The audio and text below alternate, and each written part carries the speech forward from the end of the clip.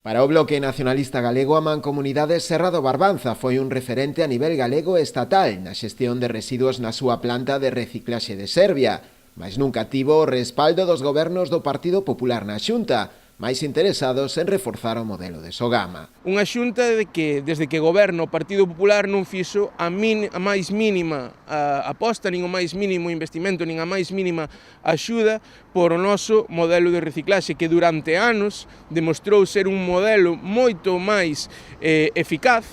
que o modelo de Sogama, pero que polo abandono institucional pois están pasando un mal momento. A día de hoxe, a planta de compostaxe de Lousame ten un futuro incerto, posto que a infraestructura quedou obsoleta e precisa investimentos para adaptarse á nova normativa en materia de xestión de residuos.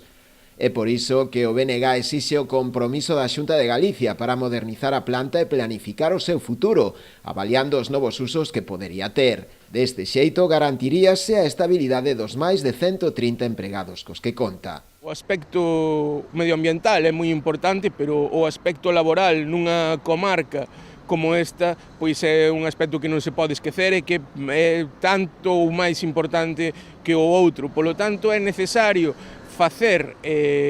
todo o posible que as administracións traballen conxuntamente, cooperen para realizar eses investimentos, que haxa un plan que se pense cales son os novos servizos que a planta de Lousame pode ofrecer, unha planta que xa ten os permisos medioambientais para exercer a súa actividade, e non esquezamos pois que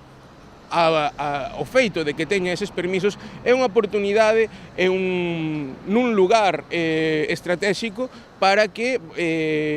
se non pode ser da mesma maneira, pois se poidan debullar